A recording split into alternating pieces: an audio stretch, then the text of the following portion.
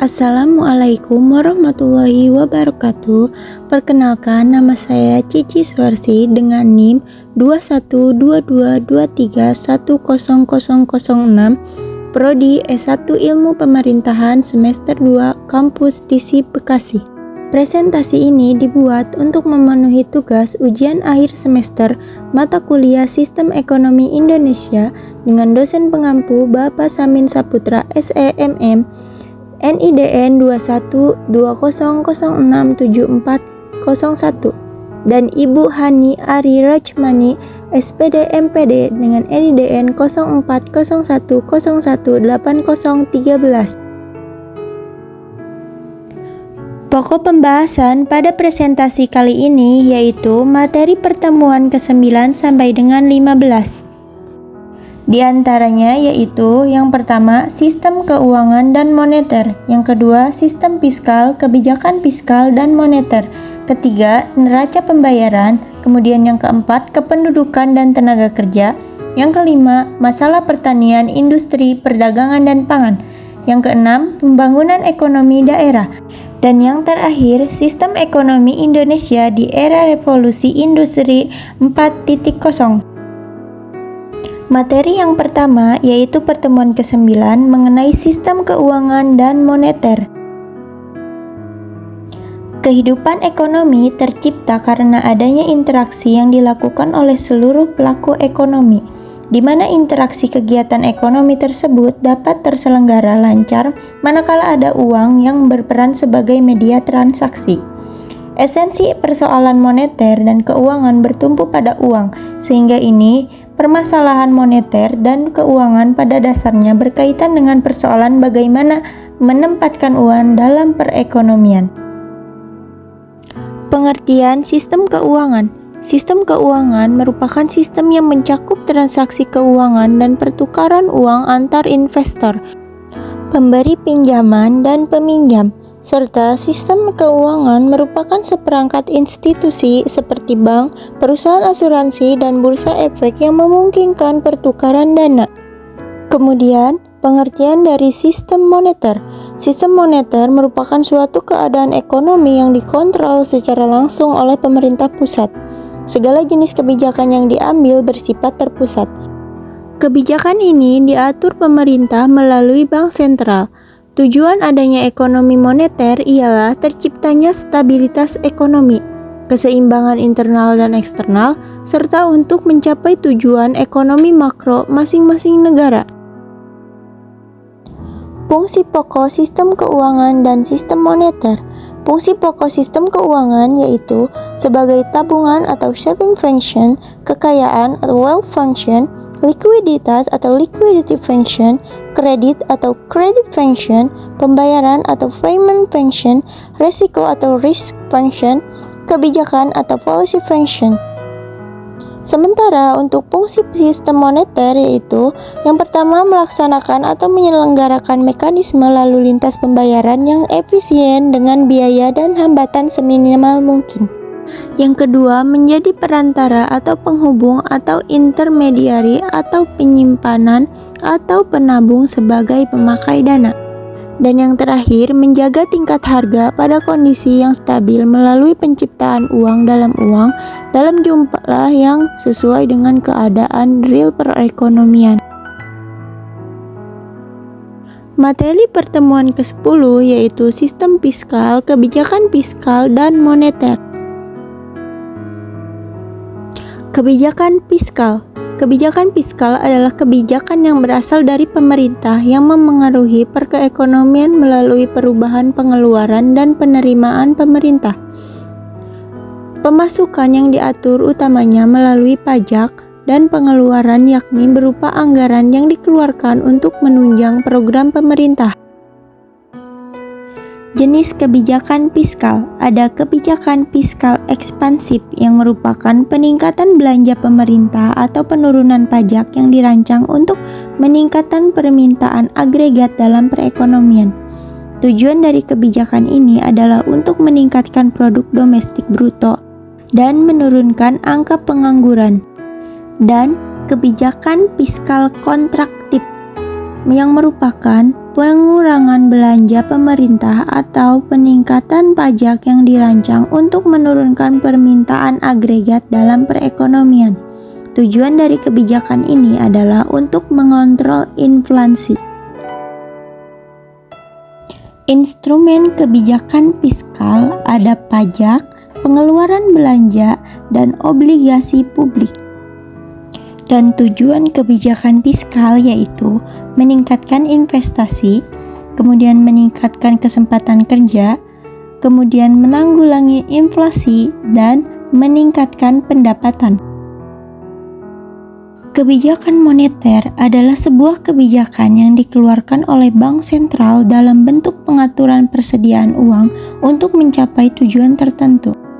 Tujuan utama dari kebijakan moneter adalah mencegah terjadinya peningkatan uang beredar secara berlebihan atau sangat kurang. Jenis kebijakan moneter. Ada kebijakan moneter ekspansif yang merupakan kebijakan yang melakukan pengelolaan dan pengaturan peredaran uang dalam aktivitas ekonomi. Dalam hal ini, tujuan utama meningkatkan peredaran uang di masyarakat sehingga roda perekonomian meningkat. Dan kebijakan moneter kontraktif, di mana kebijakan diambil sebagai langkah mengurangi peredaran uang di masyarakat saat terjadi inflasi. Hal ini diwujudkan melalui penjualan obligasi pemerintah, peningkatan suku bunga bank, dan meningkatkan persyaratan cadangan untuk bank. Tujuan kebijakan moneter yaitu mengendalikan inflasi, menjamin stabilitas ekonomi, meningkatkan lapangan pekerjaan, melindungi stabilitas harga barang di pasar, mendorong pertumbuhan ekonomi.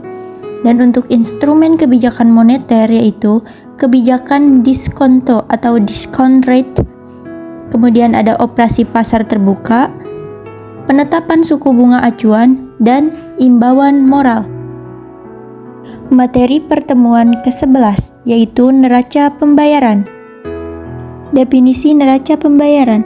Neraca pembayaran atau balance of payment (BOP) adalah catatan yang dilakukan secara sistemik atas keseluruhan transaksi ekonomi yang dilakukan oleh suatu negara dengan negara lain yang berupa perdagangan barang dan jasa, transfer keuangan dan moneter antara penduduk Indonesia dengan penduduk luar negeri selama satu periode tertentu.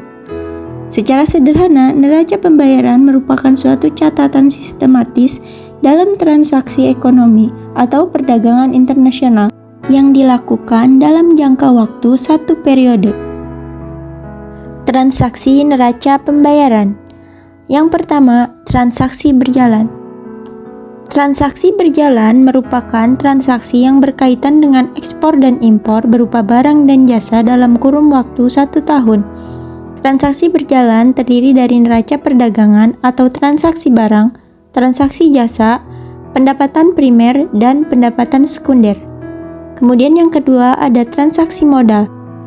Transaksi modal biasanya dipakai untuk mencatat hasil bersih yang diperoleh dari transaksi pengeluaran dan pendapatan modal. Transaksi modal terdiri dari aset tetap dan hibah investasi. Sebagian besar transaksi modal berupa transfer modal. Yang terakhir, nomor 3, transaksi finansial. Transaksi finansial merupakan transaksi yang memberitahukan perubahan kepemilikan aset dan kewajiban finansial luar negeri dalam waktu satu periode.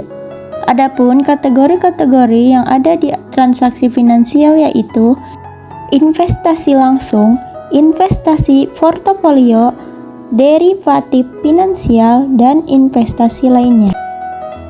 Jenis-jenis neraca pembayaran yaitu yang pertama neraca pembayaran defisit, yang kedua neraca pembayaran surplus, yang ketiga neraca pembayaran seimbang. Kemudian untuk komponen neraca pembayaran yaitu yang pertama ada neraca perdagangan, yang kedua ada neraca lalu lintas modal, ketiga neraca lalu lintas moneter, kemudian yang keempat neraca hasil modal, dan yang terakhir adalah neraca jasa. Fungsi neraca pembayaran yaitu sebagai bahan pemerintah dalam mengambil keputusan di bidang perdagangan internasional, kemudian sebagai bahan pemerintah dalam membuat keputusan atau kebijakan moneter yang dilaksanakan oleh suatu negara. Sebagai alat untuk mengukur atau menilai keadaan ekonomi yang berhubungan dengan transaksi ekonomi internasional dari suatu negara. Kemudian, sebagai data-data keuangan internasional, sebagai alat pendataan transaksi ekonomi supaya pemerintah suatu negara ketika melakukan kegiatan ekspor dan impor tidak mengalami kerugian dan bisa melakukan penyelesaian pembayaran tepat waktu. Dan yang terakhir, sebagai alat untuk mencatat anggaran yang akan dikeluarkan dalam transaksi internasional. Lanjut pada materi pertemuan 12, yaitu kependudukan dan tenaga kerja. Definisi penduduk. Penduduk atau warga suatu negara atau daerah bisa didefinisikan menjadi dua. Yang pertama, orang yang tinggal di daerah tersebut. Kemudian yang kedua, orang yang secara hukum berhak tinggal di daerah tersebut. Dengan kata lain, orang yang mempunyai surat resmi untuk tinggal di situ. Misalkan bukti kewarganegaraan tetapi memilih tinggal di daerah lain. Dalam sosiologi, penduduk adalah kumpulan manusia yang menempati wilayah geografi dan ruang tertentu.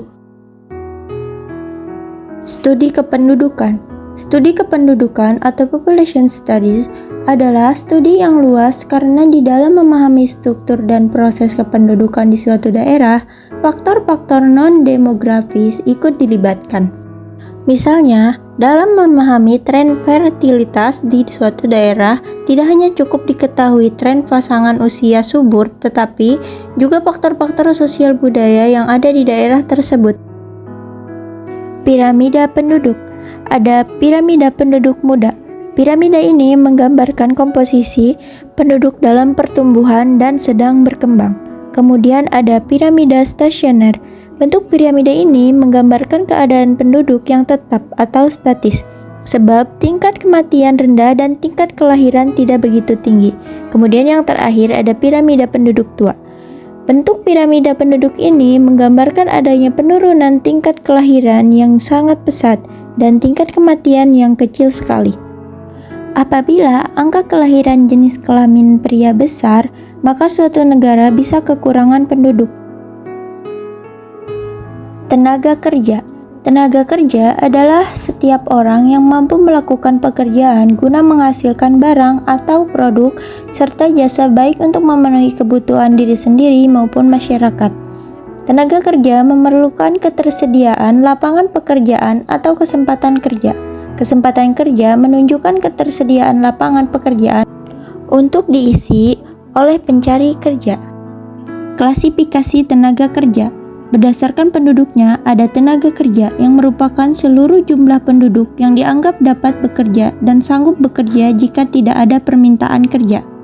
Dan bukan tenaga kerja yang merupakan mereka yang dianggap tidak mampu dan tidak mau bekerja.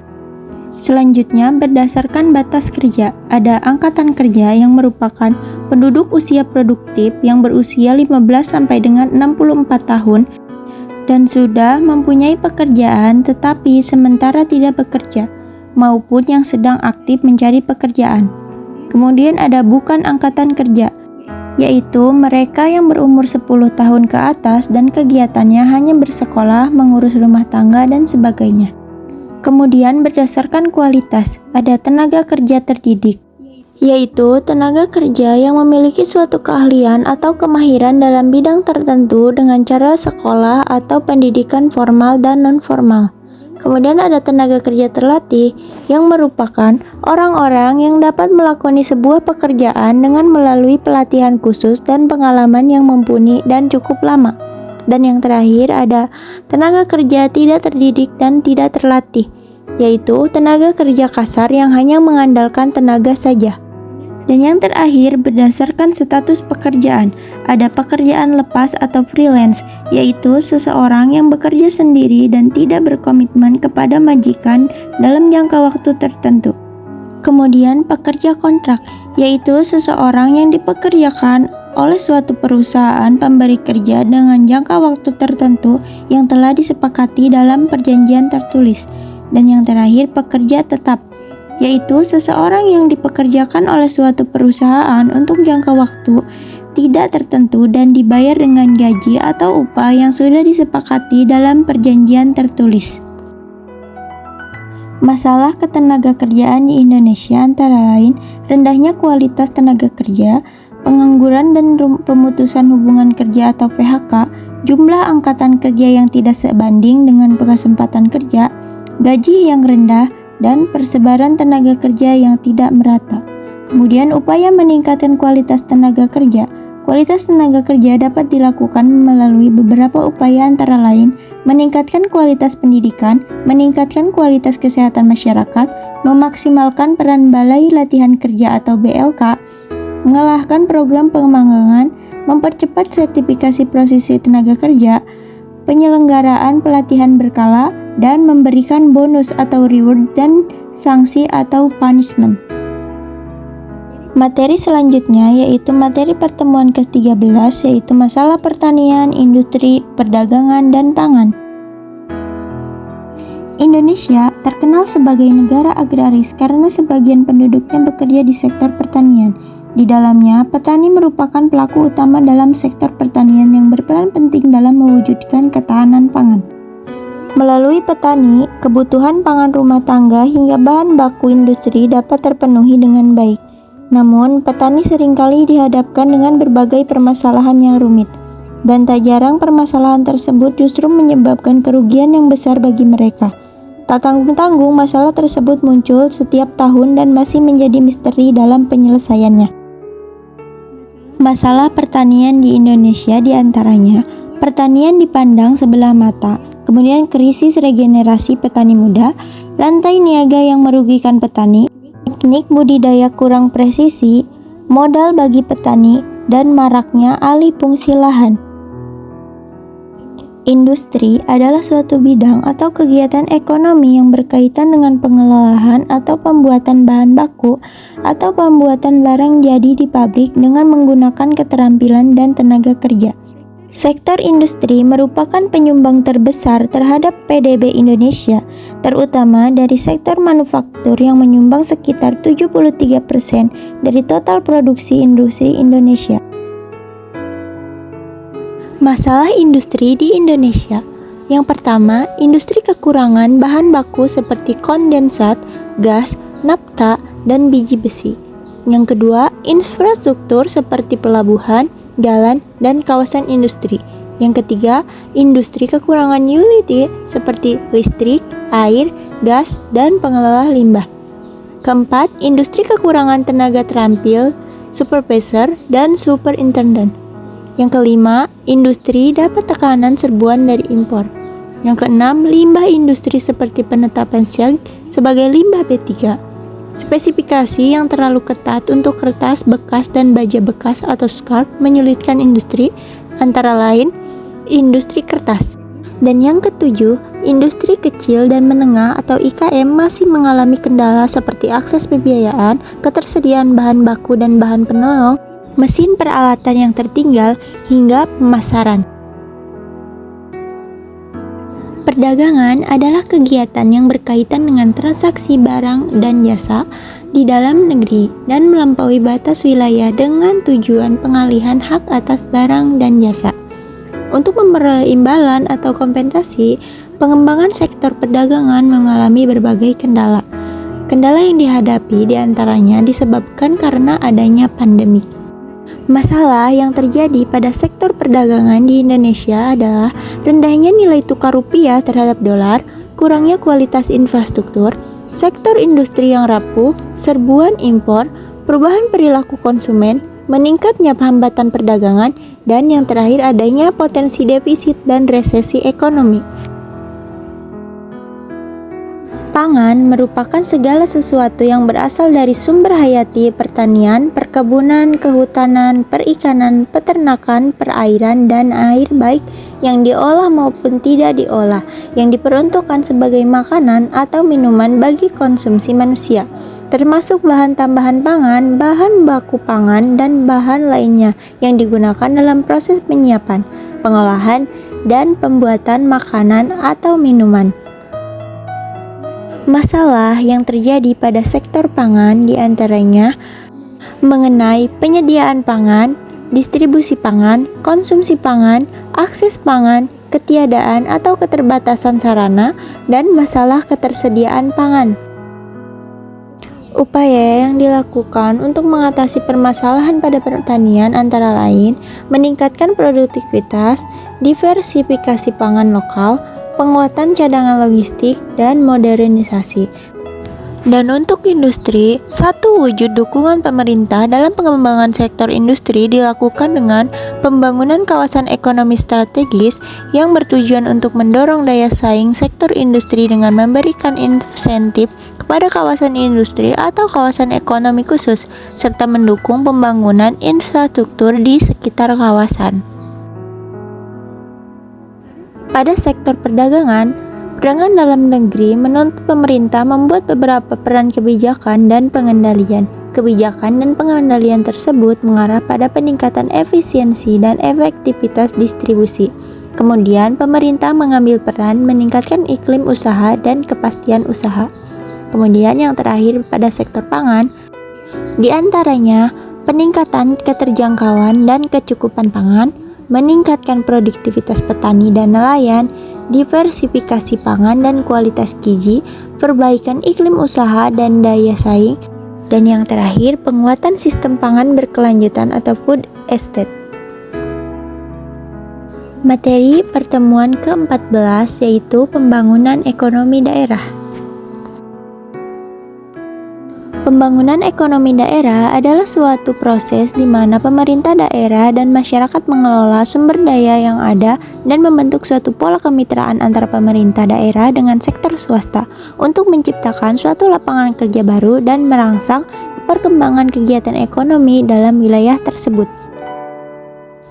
Tujuan perencanaan pembangunan ekonomi daerah yaitu mengarahkan kegiatan sebagai pedoman kegiatan kepada pencapaian tujuan pembangunan, memperbaiki penggunaan sumber daya publik yang tersedia, meningkatkan daya beli masyarakat atau dengan kata lain untuk meningkatkan kesejahteraan masyarakat.